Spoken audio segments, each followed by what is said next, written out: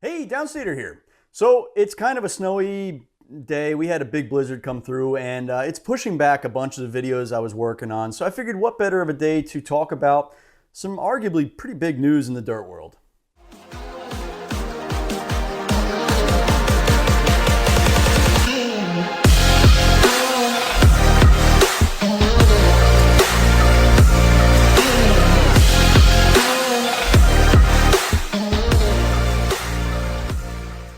So in this video, I'm talking about the new CRF300L from Honda.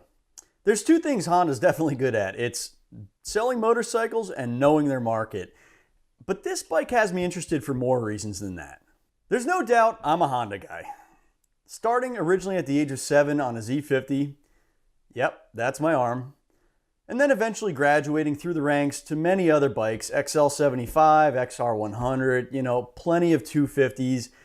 There's no doubt I was very excited to see the 250L land on our shores in 2012. We were coming out of a brutal financial crisis at that time, and the big four Japanese manufacturers had shrunk their offerings worse than I do on a cold day. It was a depressing time to be a motorcyclist in this country. I've personally always been a big fan of kind of the basic, underdog dual sports, air-cooled, 250, 300cc, just thumpers. I mean, for the kind of riding we do up here in the Northeast, they're kind of the king for many years now. I get it, there are better bikes out there, but these bikes really do have a place. And I've always kind of been of the mindset that I'd rather ride a slow bike fast than a fast bike slow. And that mindset has really worked quite well for me over the past years. I've been in plenty of events, dual sport rides, hare scrambles, you name it. And, I always basically finish mid-pack. And it's not some kind of a cocky thing. I'm not saying I'm some rock star rider. The point of why I'm saying that is that I'm usually on one of those, $4,000 bikes, and I'm beating guys on $13,000 bikes. It's that simple. It really does come down to more the rider than the machine, and I'm a firm believer in that. So in 2012, another thing happened. Yep, I became a dad. And I really had to reassess the risk level I was willing to take and the kind of riding I was doing, combined with my career and my new responsibilities to him. It was something that made me make a big decision. I ended up selling a pretty much brand new Husqvarna TXC 250 that I had and made another big decision. I was going to be one of the first owners of a 250L in the US. Then reality set in. Oddly enough, I kind of knew I was going to hate that bike. I did it anyway because A, I'm just a diehard Honda guy like I said earlier, and B, I wanted something that would force me to slow down and chill out a little bit off-road.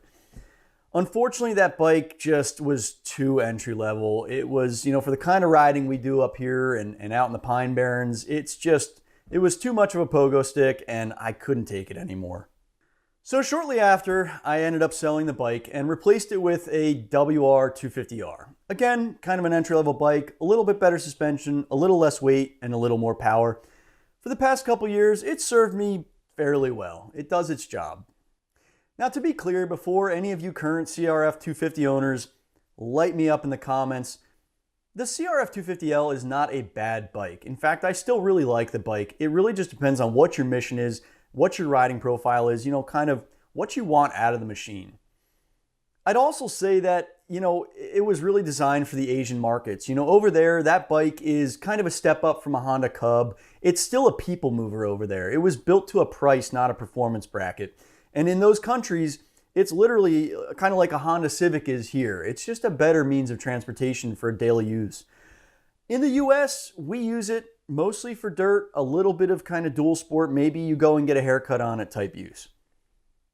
I think the reality is though, is that we are A, heavier, and B, we have, I would say, better terrain in a lot of situations and ride bikes a little harder than a lot of other countries. So we kind of need a little more power and a little better suspension, even in basic bikes like this.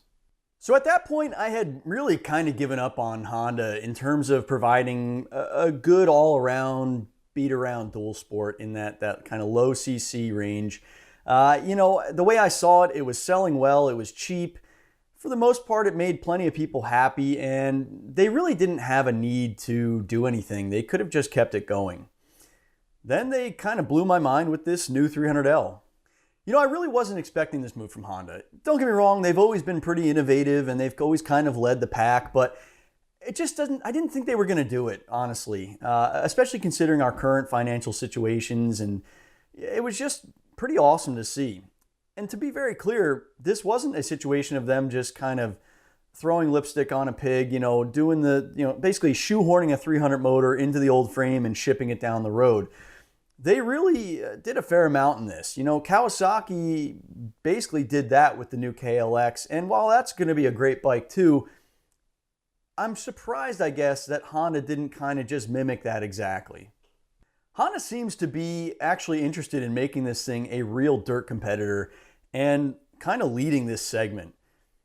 Aside from the obvious power upgrade, the transmission changes, the foot pegs, the ergonomics, all the stuff that they've done, they also redesigned the entire frame on the bike.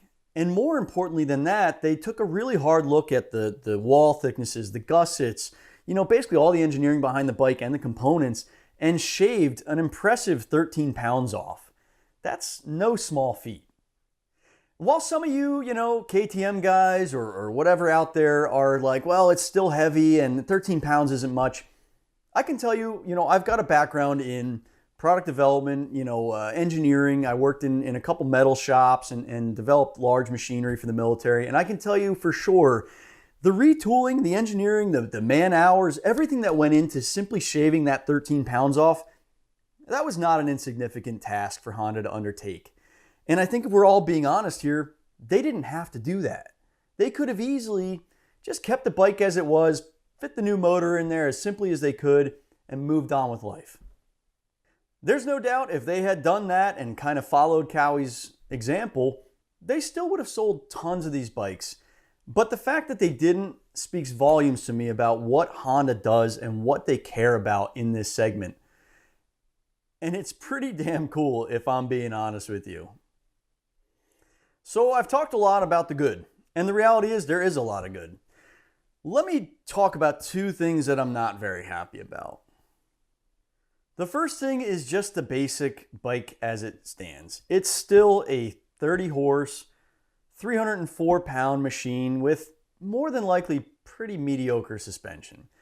Time will tell what they've actually done, but it's still priced to a market that is fairly price sensitive, and unfortunately there are sacrifices that have to be made to get into that bracket. It is what it is.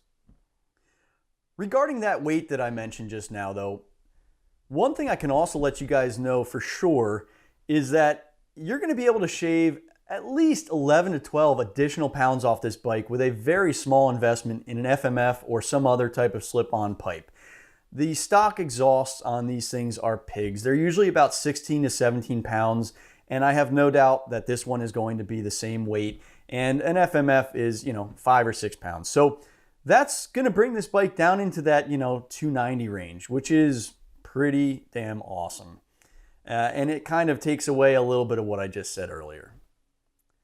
The last negative that I'm going to talk about is something that is kind of a big deal to me and may not be to you, and I'll explain myself.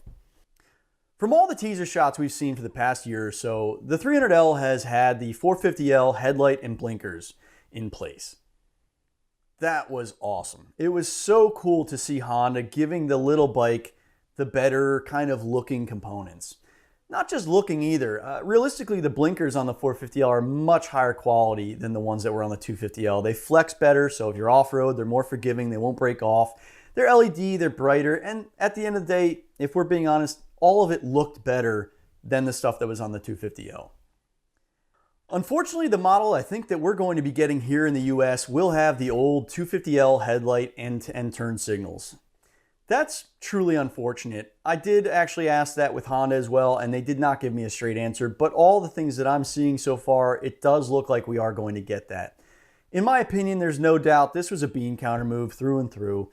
I can't see a point where DOT required it. I can't see any other reason except for just shaving dollars. And if that's the case, that's pretty unfortunate. Now, before you come screaming out of your seat and slamming on your keyboard to let me know that, looks don't equal performance, I'll stop you there. I agree with you 100%. If we're being honest with each other, it's kind of like a significant other. You know, you want to be attracted to the bike you're on. I know a lot of you won't admit that, but it's the truth. It's still something where, you know, people are making decisions based on looks. And for me, it certainly holds true. I don't want to be on a dumpy, kind of basic looking bike. I do really love the original looks from the original teaser shots we were getting. You know, I've ridden the 450L and I've been near all those parts, and they are no doubt a better quality set of parts. And it does really bum me out. Now, am I saying I wouldn't buy this bike? Absolutely not. It's going to be a great bike, but that little detail really meant a lot to me, and it soured the whole thing a bit for me. So regardless of the small couple issues I have with this bike, overall it's extremely promising. I am extremely happy that Honda did this. It is just a great move. I have no doubt this bike will cure a lot of the issues I had with the original one. And little sneak peek here, if you are still watching this video, thank you, by the way. I have a pretty haggard WR250R at this point, and I made some calls, and it looks like I am going to actually replace that bike with a new 300L in the next month or two. So should be some good content for you guys, and some really great videos coming out about actual, you know, riding characteristics and what the bike can do. So if you've enjoyed this video, I always appreciate the comments, the thumbs ups, the subscribes. There's going to be some, you know, plenty more good stuff coming out. I'm working on a Garmin XT review video, and just some other fun stuff that's in the works in the next couple weeks. You know, so I appreciate you guys tuning in, and till the next one.